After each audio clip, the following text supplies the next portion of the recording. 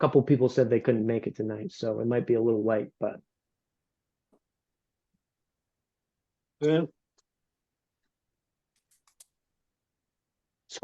school's starting up in like a week or two. Is that right? For kids? I think Some places actually started this week. Oh, okay. Yeah. That's pretty There was a understandable. school bus accident Monday. Some lady in a minivan crashed into a bus, put it off the road. One kid No. was killed. It was like 15 injured. First day of Wow. school. That's where was it? horrible. Where was it?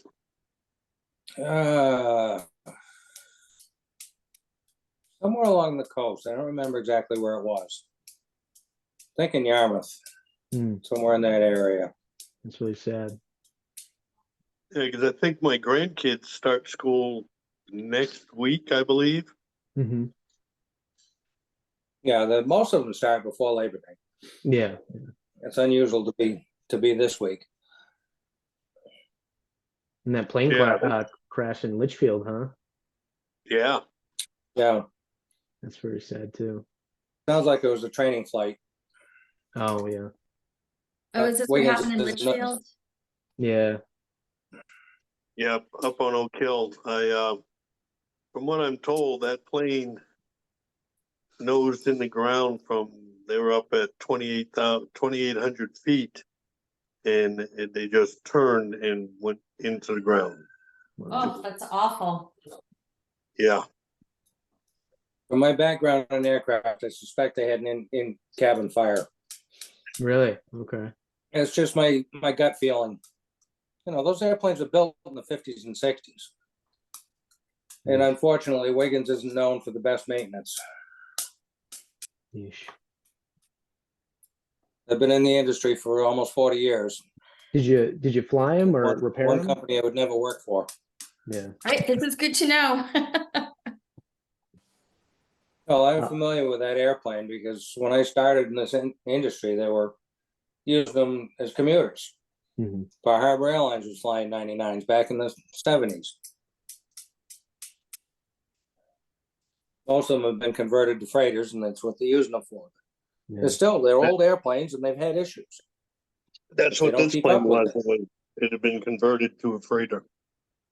Yeah, but the airframe itself has had issues, and if they don't keep up with it, they just break up. Yeah, So I don't know. my brother I saw don't know it exactly what happened, over. but for it to explode. Well, Well, one of the reports I read last night is the transponder actually quit transmitting while they were in the air. It's part of the reason I suspect possibly a cabin fire. Yeah.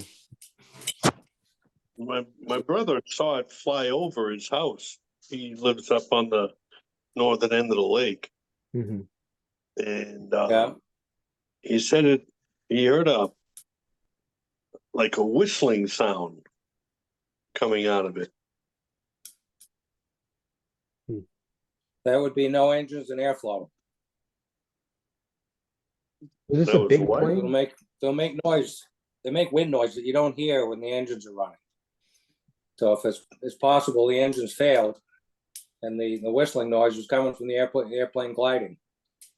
Was there a plane crash? Yeah, In- up on Oak Hill. Yeah, yesterday. Oh, I In didn't see that. Litchfield. Wow. All right, it is Yeah, 6:05. they're saying tonight it sounded like it was a training flight. Yeah. I didn't even see how big it was. But the transponder itself, transponder itself transmits their altitude and in some cases position all the time. Mhm. And they say the transponder stopped transmitting while they were still in flight, which is not normal. Yeah. If they had a cabin fire, they could have easily been incapacitated, and just fell over on the oak and pushed the nose down. Yeah, that's what it sounds like. Huh? No, it sounds like they might have been trying to reach that. That looks like a grass strip in Wales, which is not a place to land that airplane under normal conditions. Yeah. But it No, could that be that's grass what they were strip's going kinda- for. That grass strip's Yeah, kind of small. well, Yeah, I don't believe that airplane could safely land in there, but they could safely crash there. Oh, they didn't make it there. It could be that's what they were. It could be what they were headed for, and they just didn't get there. Yeah, but Personally, if I was behind the controls and I had to, if that was my chosen airport, I'd leave the gear up and belly it in. Yeah, super sad for the families for sure too. All right, it is 6:06. I'm just gonna start. I got a couple emails saying that it might be a lighter meeting tonight. I know Lou can't make it, and Justin said he couldn't make it either. But we'll get started and do what we can, and go on from there. I got a couple updates just on the logging. So Justin and Georgia had been helping out with that. Georgia, I imagine you're familiar with it. Do you want me to read Justin's email or? Yeah, I can report on the Sabattus parcel. So I know Yeah. that there've been a lot of questions during our meetings as to what's going on with the timber harvesting over on the other side. So Justin sent an email to the code enforcement officer, more of a formal email, kind of pointing out possible violations, just trying to get eyes on. And after treating some emails, got in touch with the Forestry Service district guy who's assigned to our district.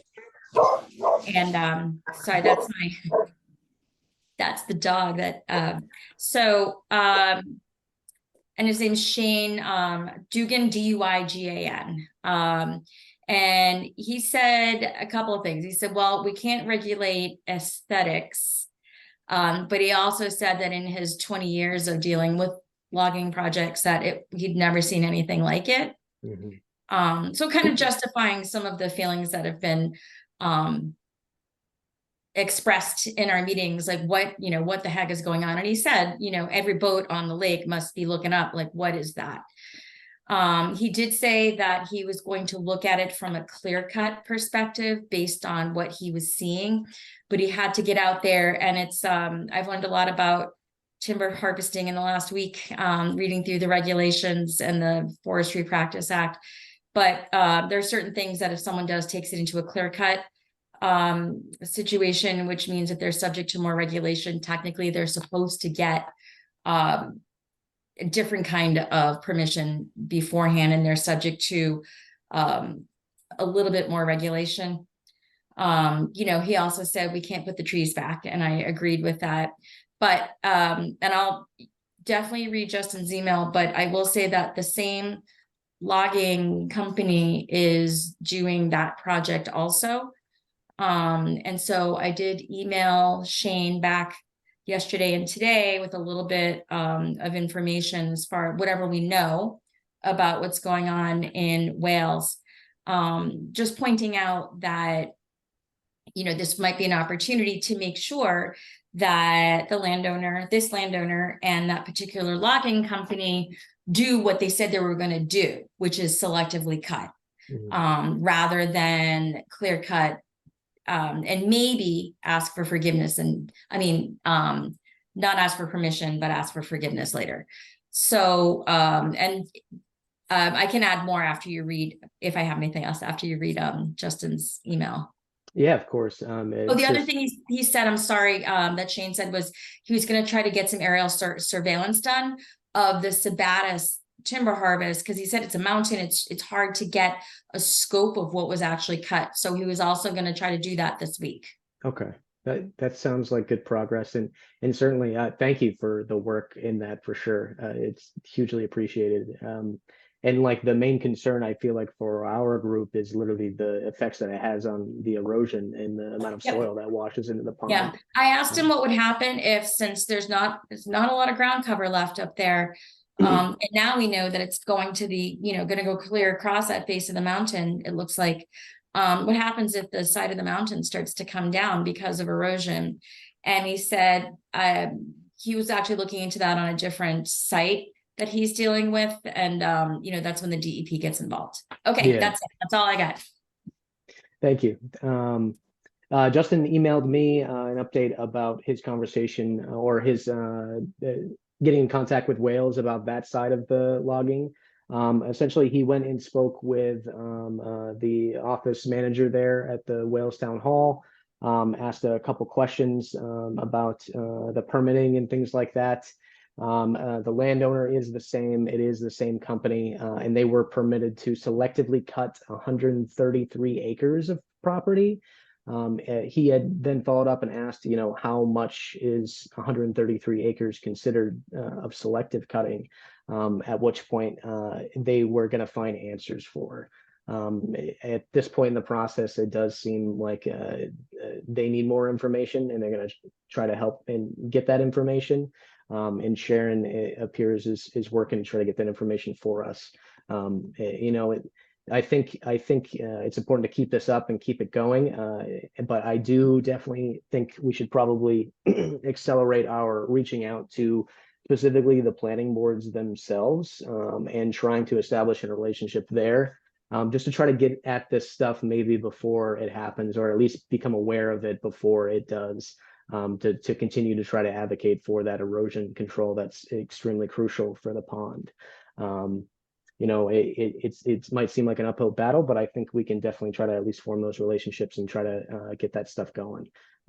So I do have a list of the current planning board members. If Can I anybody, add one more thing? yeah, I did ask Shane in my email today.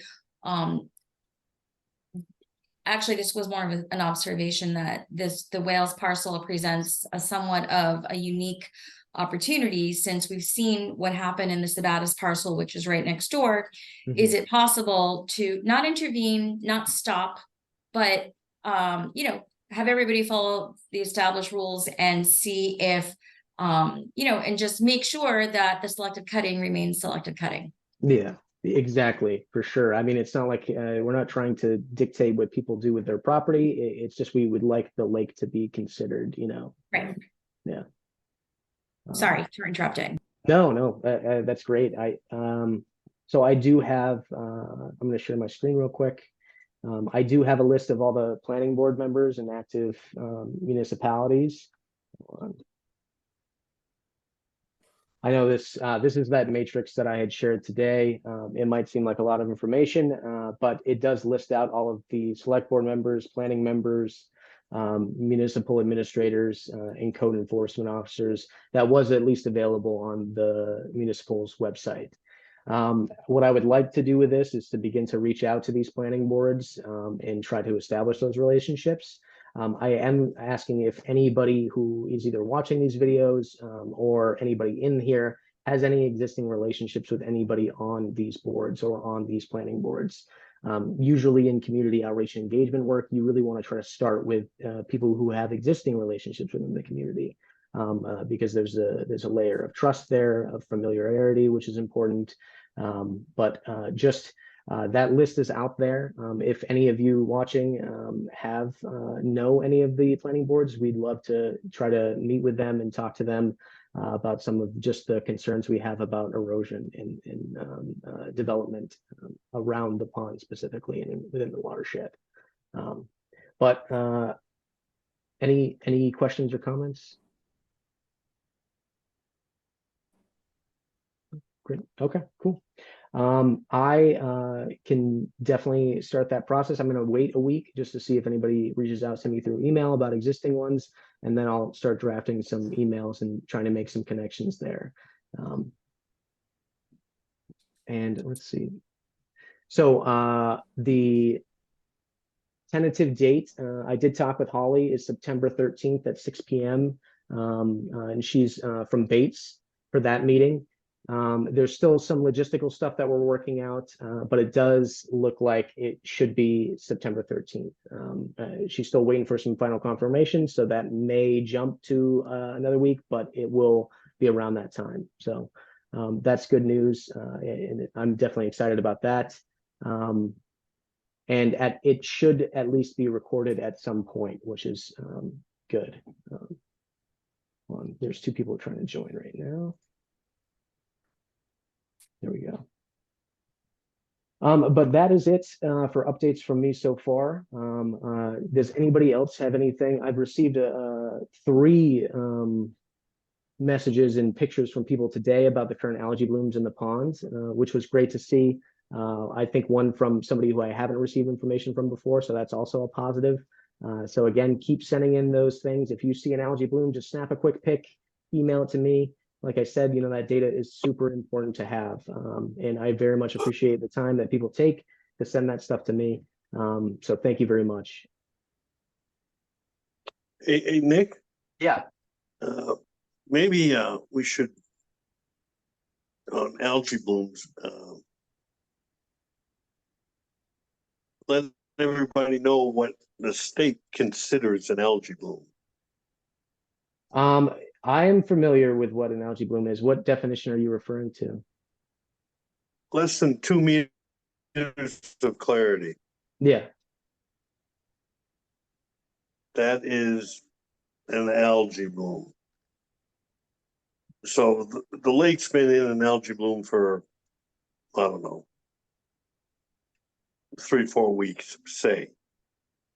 But I think a lot of people consider an algae bloom when they see the algae floating on top. Mhm. Okay, but that's not an algae bloom. An algae bloom it's in the column of water, and it reduces visibility to less than 2 meters. Mhm. That is the definition of an algae bloom. I mean, Yeah, you know what I'm saying?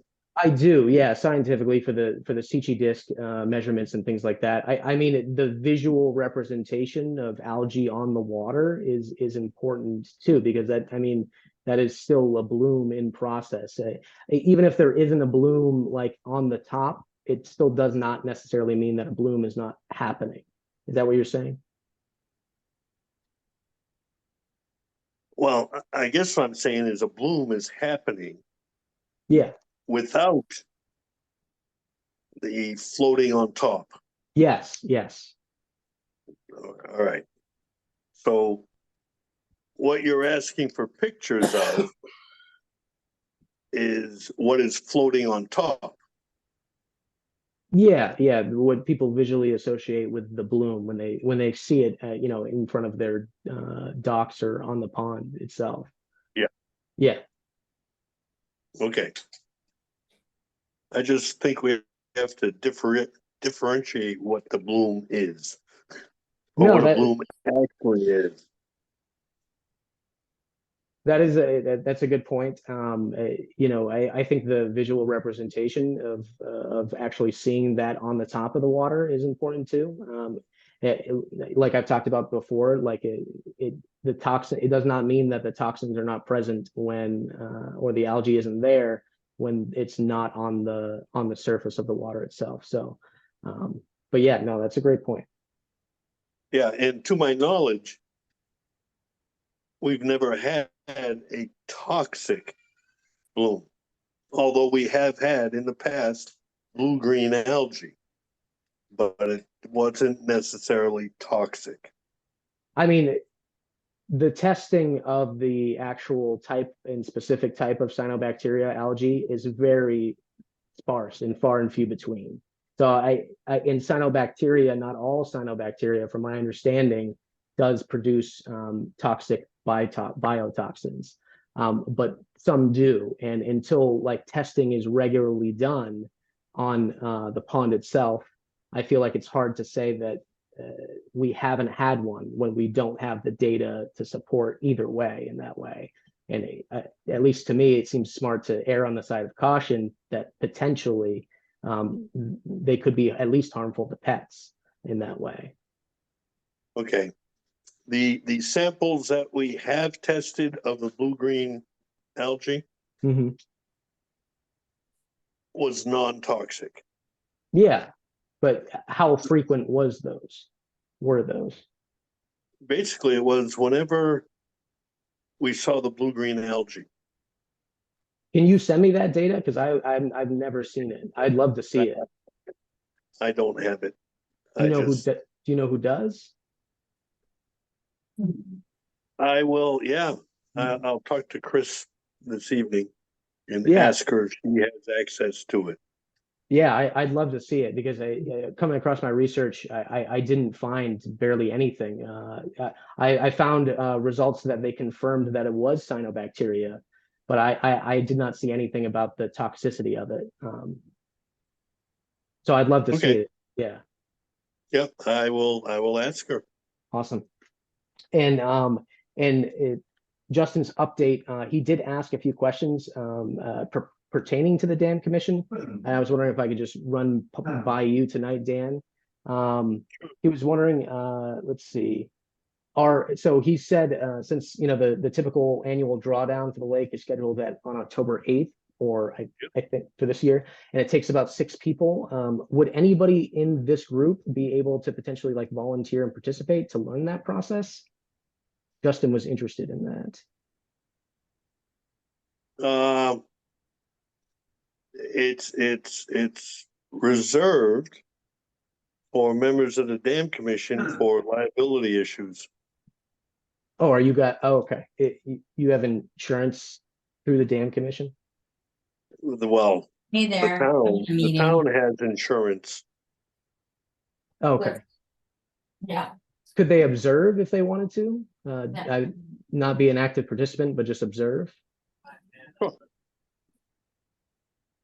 Sure, I that's need to look at it. I saw the response. Oh, perfect.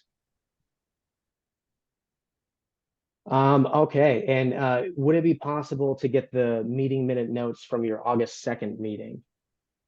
Would I just reach out to JD for that? reach out to JD. Okay, cool. Will do. And when is the next meeting? I imagine it's in October, right, Dan? It's October 4th, I believe. October 4th. Is October 4th a Wednesday? Yes. It's October 4th. All right. Can't you see it from Martin's Point? Isn't the dam visible if you're at Martin's Point? Or Yeah. is it? It Yeah, is. you can see the dam. Yes. Yeah. Yeah. So, I mean, I would think anybody that was curious could go and look and see the dam. I know I've gone. You're Yeah. not going to see much from Martin's Point. Oh, I have seen the dam. Where was I? Where's the best place to look at it? Well, you can see it from Martin's Point, but it's all the way across the cove. If you're standing on the boat launch Yeah. on the dock, look Yeah. straight out from the dock, and the dam is in the far corner of the cove. So for the average person to if they wanted to see how the water goes over the dam, where would be the best place to look from? I think it would probably be private property around there, Donna. It is, it's town-owned property, but it's posted, Okay. no trespassing Uh-huh. Sure. That makes sense. because of liability issues. I grew up on Conway Street, and we used to walk in the woods back there, right next to the dam, a bunch of times. But I think a lot of that property we would cross that, without the property owner knowing. But yeah. Right. You weren't doing any underage drinking now, Nick, were you? No, I was just throwing rocks in there and playing my Game Boy. I lost a Game Boy game in there when I was like 12. You can take a boat right up to it, though. You can, yeah. Yep. And yeah, just the next dam commission meeting, and that's it. So also he did ask a question. So I guess Woodbury Pond in the Tacoma Lakes is going through a similar process with a dam repair. Yep. Is that have you guys reached out to them about their process? I just curious. No, No? Okay. no, we haven't. It just could potentially be a good resource to see how they're funding or something like that too. But that's everything I have on my end. Any comments, concerns, questions about what's going on?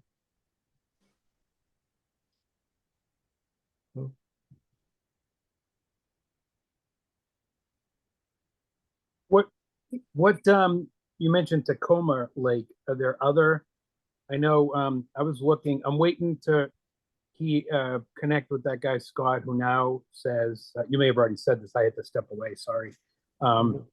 Who says mid to late September, he'll be able to, connect with us. I'm trying to get in touch with another lake association that a friend belongs to. She's trying to connect me with a woman who's been around since its inception, who can come and talk to us about, you know, any advice that she may have as we start doing this. Yeah, and then I mean, there's so many of them. I think it's just kind of reach out and see someone's going to be willing to come talk to us and give us ideas, I would think. Even though they have different, they all have different issues. They don't have a dam issue. They're liable to come and say, okay, here's what you want to avoid. Here's what worked for us. Here's what didn't work. And so hopefully I'll have some luck with that and be able to report back. Yeah, no, absolutely. I think just joining together that way, you know, just the exchange of information is super important too. So absolutely keep it up. Is there anything more on the solar farm?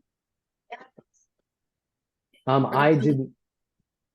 Cheryl sent me the information and I looked it over, but I haven't seen any updates on it since then, since last meeting. I'm laughing because our neighbor was telling him that there was all kinds of clear cutting, even more going on today. And then I said, I don't know if you've watched some of the recent meetings, there's a solar farm coming in. And he said, are you kidding me? I said, yes, they're slowly destroying our paradise up here.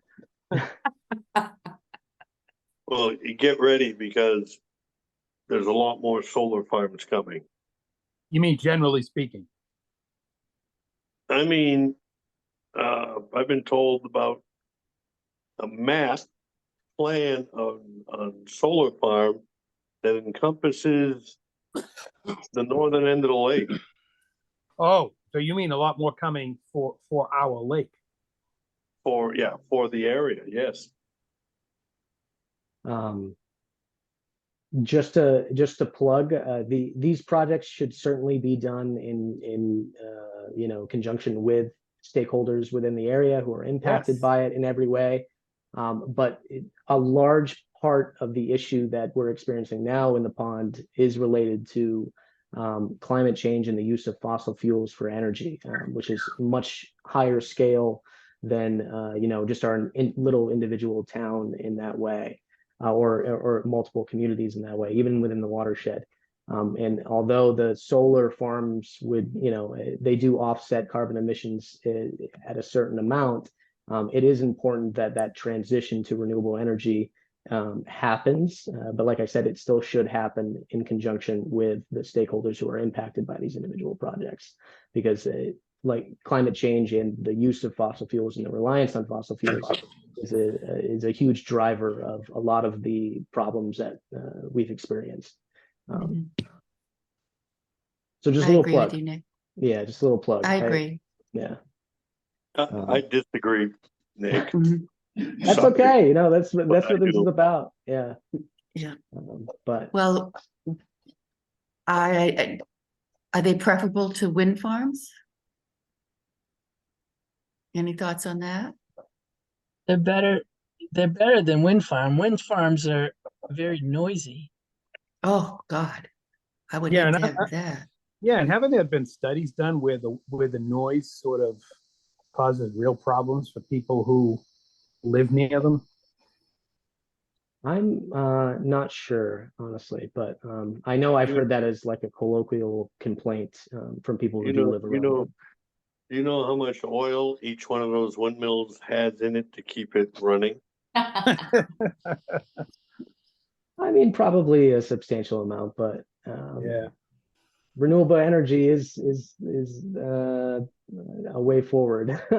I mean, Well, it even has if, I mean, even if you don't, even if you were someone who didn't agree with it, all you got to do is look at traditional energy companies, and they are investing heavily in alternative.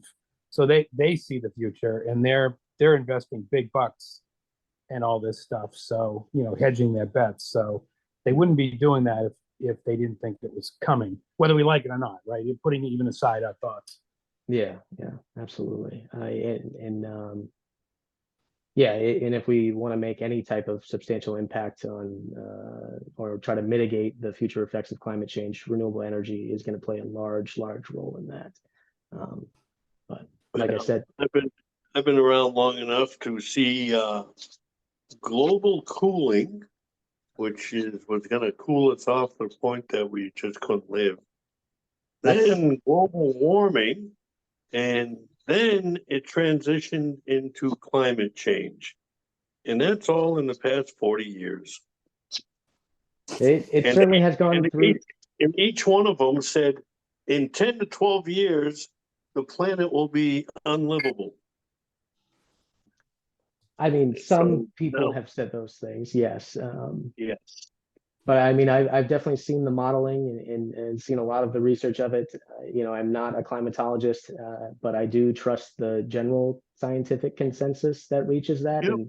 And I want it, Dan, I want to be able to live around as long as you have. And so I think we need to have that renewable energy for me to do that and have my kids do that. But But I mean, I like Go my ahead. 74 Charger that's a gas hog. I mean, you get an electric one, that's good too, right? They can convert What's it. that? They can It's a convert gas. it to gas. No. No. I'm not going to convert it. This Yeah. thing is a number matching, completely 100% original car. I'm No. not changing it. Oh, I it's a mean, showpiece. You had yeah. it at the last dam meeting, right? Yes, Yeah. it is a showpiece. Oh, yeah, it stood out. Nick, But I I mean, have this discussion with my sister all the time. She has a Leaf, an electric car. She also has a regular gas-powered car. Mhm. But so you get this electric vehicle that you plug into the wall Yeah, that runs on fossil fuels, I'm sure, to power up the electricity. absolutely it does. Yeah. So what's the point? Exactly. I completely agree with that point. I would definitely point to the massive amount of car lobbying that's happened in the United States for the past 100 years, since the advent of cars. I mean, you look at other countries with like similar transportation structure or like similar levels of transportation structure, and it's very heavily focused on trains. Yeah, which and that's a big difference. You know, the cars, started largely in the US back in the 20s, and the car lobby is a very powerful lobby, and it's also associated with the fossil fuel lobby. I know this isn't what this meeting is about, but it's it's all connected to these things. You know, the effects It of is all climate change. connected. Yeah, the effects of climate change impact our pond, or even just our little pond. So just things to consider. That's all. Yeah. I know this, the trains and the public transportation, I've been trying to figure out how to get to an airport from up here. Yeah. And there's no public transportation. Yeah, Well, you can, Amtrak, it depends. If you want to go to Amtrak will get Boston, you you can take the bus from Auburn or from Bates College right to Logan Right. Airport. Right, to Logan, but I wanted to fly out of Portsmouth or Oh, Portland. yeah. But yeah, Well, I know I can take the bus from Auburn to, or from Lewiston. I have taken that bus to Portland. Yeah, you can take Amtrak to Portland, and then you'd have to take surface transportation to the airport. It can be done. It's just a pain. Yeah, It is. I mean, it's easy to jump in your car and drive down. Well, but I'm going to be gone for 8 months. I didn't want to pay $7 a day for 8 months. You can hop in your electric car and drive down. I'm just kidding. It's cheaper to have somebody drive you down. Yeah, I know. Call an Uber. When are you flying out? Middle of October. I haven't set the date yet, but You're going to I was just yeah, I got to get to Portland and then from Portland to Portsmouth. That's my favorite thing. But I don't want to sidetrack this meeting, but my point was that the United States has a lot of a lobbying, and our infrastructure is designed for individual cars, not for Oh, yeah. public transportation. No, they were a big they were big lobbying for the interstate highway system in the 30s. Hey, Donna, my cousin takes Amtrak from Florida to Virginia or New Jersey. Does that And take, puts her car on the Amtrak. And then she drives from New Jersey. She's gonna be here Friday. Yeah, that's a way. I've got vehicles in Florida though. Yeah, I just want to fly down. It takes 3 hours to fly down. Yeah. I mean, it used to take me 3 days when I had my dog. And not from, you can't fly from Augusta. It's more money. Do they fly from Augusta? I have never been to the Augusta or Auburn airport. I think It's there's very there's small. no direct flights to, You there's can no come direct out of flights to Bangor. Florida from, Yeah, You you can come can- out of Bangor, direct flight to Florida. I'm to not sure point- where in Florida. Yeah, I know. Yeah, I've looked at it all, Dan. All I'm saying is I wish there was, Yeah. I wish we had trains and buses that were, that people used a lot so that, So I've taken the Amtrak to Boston. It's a pleasant trip. I mean, it does take like what, 6 hours though, or something like that? Or Which 3 hours is or something? Ridiculous.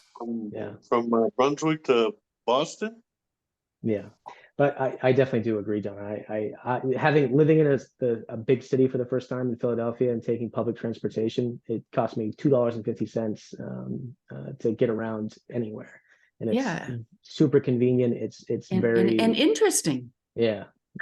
I've Yeah, sold like my if you- car when I moved down here. So Yeah, if you travel in Europe, you can see how it can be done. Yeah. I've never been, but Oh. I imagine it would be good. All right. Well, I mean, kind of just to close with your point, Nick, Yeah, that this isn't going to be easy, but I mean, I've definitely seen, you were saying stakeholders should be involved in whatever they're going to do with solar panels and all that. But I mean, I've definitely seen projects killed or adjusted because the stakeholders speak out and they are forced to listen to what people have to say. So, I mean, even against moneyed interests, they're still, I'm not saying they win all the time, but you can make a difference. And so the more of us we speak up and say we want to be heard and what are you doing and why are you doing it that way and how's it going to affect us, it matters. absolutely. I just a recent example of that is the CMP and the Pine Tree utility, the public owned utility company battle that's going on in Maine right now. Yep. That's very important. And it's, I think, going to be voted on this November. So, yeah. It is. It's a referendum. All right. We have about 20 minutes left, and I figured maybe we could just dive into a little bit of the workshop of just kind of identifying more specific stakeholders.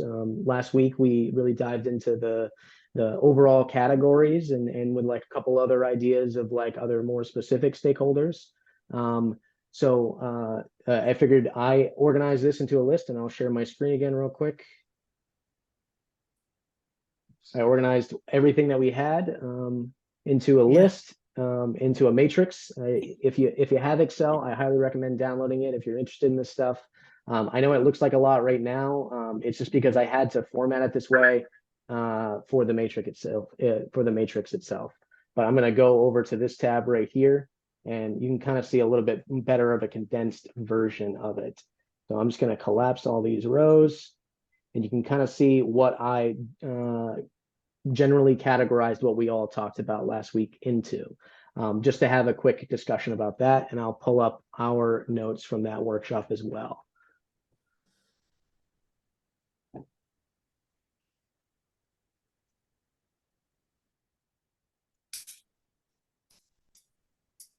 All right, so we have these here. So this is all the stuff that we talked about last week. We kind of just spitballed it, and I listed them all out.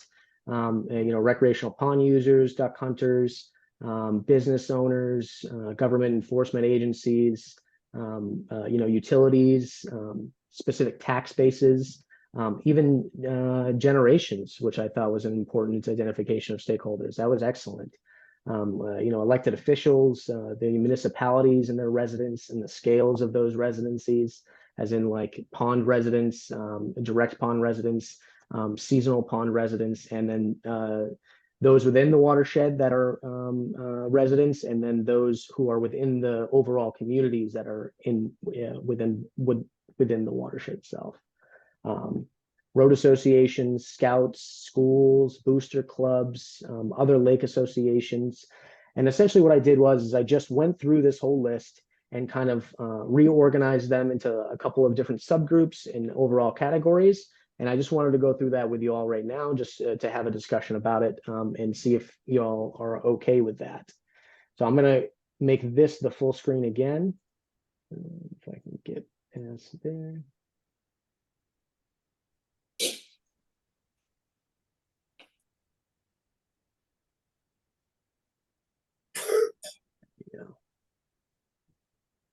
All right. So what I sorted this into was academic institutions, which we don't have much for now, but I went in and filled out the different school districts that are in these communities. So we have MSAD 52, which is Green and Leeds. You can collapse that back down. We have RSU 2, which was Monmouth. And then we have RSU 4, which is Sabattus in Wales. I also included the post-secondary education, which is just the colleges. Bates College has, which we're working with now, and the University of Orono, because Dan said he was working with them as well too. Those don't have anything in those subcategories yet. The next category I had was community members. So the first one was all other watershed residents, and this just organized it alphabetically. This is in no direct correlation with importance or impact level, like that we'll discuss later on. So all other watershed residents would include all the other watershed residents of each of the 5 communities within the watershed. And the same goes for the external watershed community specific towards them. Same with the 5 communities. And then we have the seasonal landowners that are on the pond. And since the pond only encompasses, 3 of the communities, that's all that we have there. And the same thing for the actual waterfront landowners as well. So just those 3 communities there. And these are not like finite lists. If things develop or things go on, we can certainly add to it as well. Nick, can I just add something to you? Did you have community colleges there? I did not, no, but I certainly can put it on there. Yeah, that's a great point. Just add a note real quick. Is there a community college that's affiliated with the watershed? I don't think so, not specifically, but there is. There's Central Maine Community College in Auburn. I mean, they're kind of, I think they kind of are around us. I graduated from there with my associate. Hey. Yeah. Yeah, they're right on the banks of Lake Auburn. They Right. are, yeah. That's an excellent point. The watershed school, hold on. My neighbor just graduated from there as well. It's a great school. I went there for criminal justice in like 2013, 14. But I loved it. It's excellent. Highly recommended.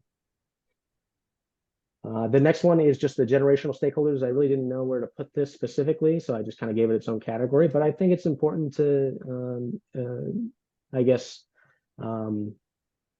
establish or identify. And essentially I kind of just went off the standard ones, the generations that are existing now. But for something like this, just making sure that those stakeholders who are involved are representative of the population that we are within as best we can. We certainly definitely want to get youth involved for sure. Just because that type of outreach and engagement is very important. And of course, but like you want to try to mimic the demographics of your area itself to just to have equal representation that way. but we will definitely certainly dive into that. The next one is government institutions, which is pretty large. So the county government is first because it's alphabetical, but Androscoggin County, and these are the county commissioner reps that, based on the information that I had and was using to work off of, I kind of imported all of the existing info that I had on stakeholders into this new matrix that we had. So we had Brian Ames for Green, Garrett Mason for Sabattus Wales, Sally Christner for Leeds, and then Joseph, I'm going to butcher this, Pelitrowski Jr. for Monmouth. I have reached out to all of these people as well, the county government. Garrett Mason did respond back to me. And then the intermunicipal groups, that's the Sabattus Dam Commission. Dan, that's you right there. Represent Sabattus. I didn't see, so does Green only have one representative right now? I know you said Glenn was not going to be on there anymore. Is that correct? Yes. Is there a second? There is a second. I met him at the last meeting. He is a selectman from Green. Okay. And his name, I met him briefly. So I forget his name. That's okay. I can pull it from the meeting minutes. But the Wales representatives, Eric Gagnon, Gary, JD Anderson, and just represented that way. Same thing with the Maine State Legislature, those representatives, Senate, Maine State Senate. Public service and enforcement, this is going to be a category that we dive into as well. Just outlining those. Right now, we just kind of, last week, we just kind of talked about the police department in Sabattus and the other fire departments. So I added them in, and those are the represented right there. Then we have like the Maine Department of Environmental Protections, and eventually where you see blank is where we're going to have like the contact info of like individual stakeholders we work with. So that's essentially what we're going to be doing. We're going to be filling this out so we have this matrix ready to go and reach out throughout this process. That way we have all this information organized and it's ready to go. And we can work from there. Maine Department of Health and Human Services. I don't know if anybody saw Tristan's email, which was super helpful, talking about potentially where to start about a warning system or something like that for those blooms. And he pointed us in that direction, which I think was really valuable information. So I added them on there too. Then we talked about the Maine Department of Inland Fish and Game, Marine Resources, because we talked about it in a few meetings. Maine State Game Wardens for their enforcement on the pond for fishing and hunting activities. Monmouth Fire Department, Sabattus, Police, Fire, Wales as well.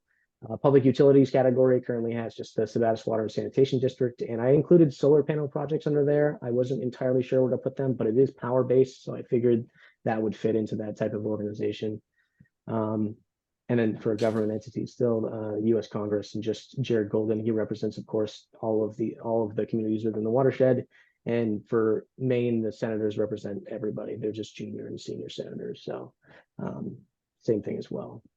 And for watershed municipalities, this is where I had the code enforcement officer. I could not find it on the website, but I am going to try to find it somewhere else. But I did have the planning board members that were listed on there, the select board members, the town manager, the code enforcement officers of Leeds and everything like that. I went through and did that for all of the communities as well. So we have all of that, at least whatever was updated on their website or their most recent meeting minutes that were uploaded on their website. And I know there's a second code enforcement officer. I just could not find it on there. I know Jeff Burrell is currently the other part-time one. Yeah, but Jeff Burrell is basically training the new guy. And I think he's only going to be there till November. Is that right? Yes, that's right. Yeah. And so on. So that's the government institutions category. And of course, like I said, don't think of it as like a finite thing. We can certainly add to it as time goes on. Local businesses, the one in agriculture that we talked about was just the Little Alaska Farm. And is that in Leeds? I think it's in Leeds. I couldn't remember specifically. It's in Wales. You think it's in Wales? Okay. I think it's in Wales. Okay, I will update that. But it's not Little Alaska Farm anymore. Oh, it's not? Okay. No, that's been bought by the Amish. Oh. Okay.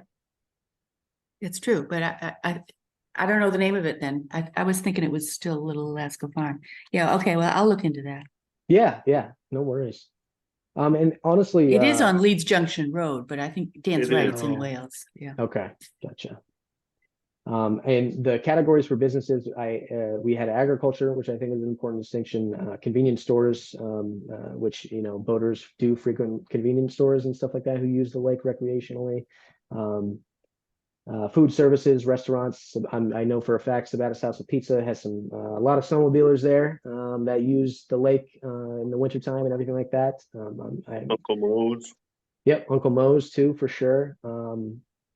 And ice fishing For as well, you know. For sale for 575,000. Uncle Mo's is for sale? Yeah. Oh, I didn't know that. Oh. Gas stations. Oh, sorry. Oak Hill Cash, Oco Cash, yeah, no, that's a great one. Main Street Market. Yep, yeah. I right now I'm just going through the overall categories, but I'm writing those down right now, Dan. I worked at Main Street Market for like 4 years when I was a kid as a staff. Oh, Yeah. they look like they have fun there. Yeah, when Jack Hutchinson owned it then. Of course, this was like in the 2000s, but yeah. I Yeah. love that place. They have everything. Oh, it's so good. So good food. Every time I go home, I make sure I get food from there. Pizza. Good. Hardware stores, Sturdy Hardware was the one that came to mind. Yeah, and I think there might be one in Green. Well, there's one by- next to Gowell's. Oh yeah, that's true. Yeah. Yeah. There's another one too, A&A. Oh yes, yes. I That's think in that's the one I was Green. thinking. That was the one I was thinking. Yes, Yeah, Green, yeah, Yeah, that's right on 202, isn't it? yep. Yep. Yeah. right by the Irving Station. And Ace Yep. Hardware, Bowels. Yeah, and the Ace Hardware near Gowell's. Mhm. Yeah. And then other, I just added other, just in case we run into anything that we don't know how to categorize yet, we can just throw it in there. And then if we have other things that work with it, just pull it off another category essentially. For non-governmental institutions, kind of just community groups, you know, like Boosters Club, Farmers Market, the rec associations, the road associations. I included scouts under there, and the various social media groups that we'll need to add and fill in and stuff like that too. Also included in that is the historical societies, Sawyer Memorial, I believe, we had talked about last week as well, in the Sabattus Historical Society. I don't think those are the only ones, so those are definitely things we can add to. Other lake associations to reach out to as well as a category, Allen Pond, because we talked about it last week, and then news media too, because we had that as a category. Nonprofits is also a subcategory of this group, and right now I just have the Lake Stewards of Maine in there. Religious groups too, I put in there, and we can just fill out the churches as well, as a part of the community. And then lastly, I have the recreational pond users, which would be the anglers, you know, ice fishermen. And I did break these down into subcategories, and I'm curious about your anybody's feedback on this. Ice fishers or anglers who are residents compared to non-residents. Do you all think that distinction is important to make? Yeah, because non-residents don't have a vote. So if we have to target people with a mailing or whatever Mm-hmm. that needs to be voted on at town meetings, Mm-hmm. You'd want to target just the residents. Yeah, for anything for voting for sure. I mean, our organization would be a nonprofit eventually, and I talked last week about impact level, which is essentially the scale of. So of course, fishermen who are residents are going to be impacted more by any type of decision than fishermen who are not residents or anglers who are not residents, in that way. Right. Yeah. So we're okay with that distinction for now? Well, I would think so. Okay, yeah. Nick, can I interrupt for 1 second? In terms of local businesses, do we put in banks, like the bank that the post office is in up at the Rusty Lantern? Because they all, banks sponsor tons of things in the community. So Absolutely. just banks as a Yeah. category to think about. Yeah. Isn't it a credit union? You're talking about the Yes. credit union? Yeah. Yes. Yeah, absolutely. And they definitely do. They sponsor a lot. They do a lot of stuff within the communities. And Nick, Yep. I don't know the area as well as the rest of the people in the group, but how about farmers in the area around the lake? Yes, yes. I do have that up here. So in the local Agriculture. business, yeah, in agriculture. And that's essentially where we would list the farmers as Okay. that stakeholder group. I was But just great- thinking of, Yeah, And great point. there's a green public library. Yeah. Oh, that's a great point too. Public libraries.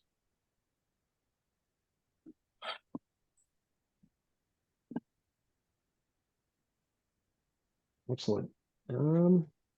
what is it, Nedo's? Is that Nedo's boats up there on 202?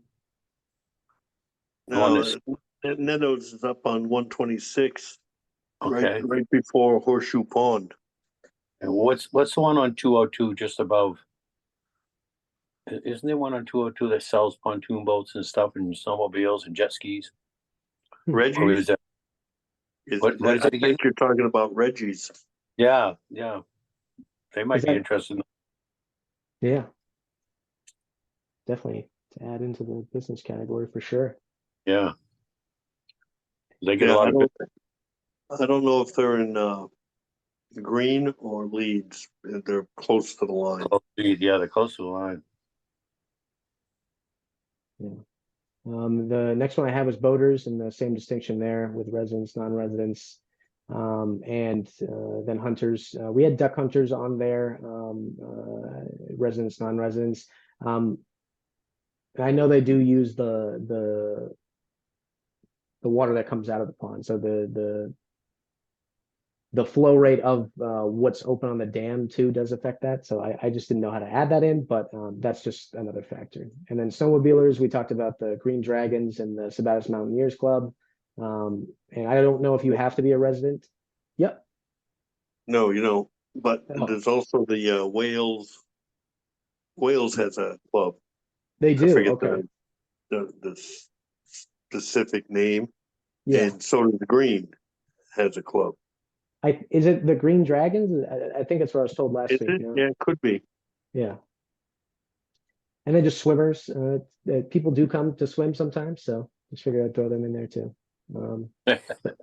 But that is it for the like overall categories. So I think the plan for next week is probably to just start off on one of these categories or subcategories and just go deep from there. Does anybody have any like starting place they want to they feel strongly about starting from, or anything like that? Any thoughts on this?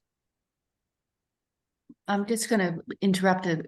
We can go back. What about warden services? Is that?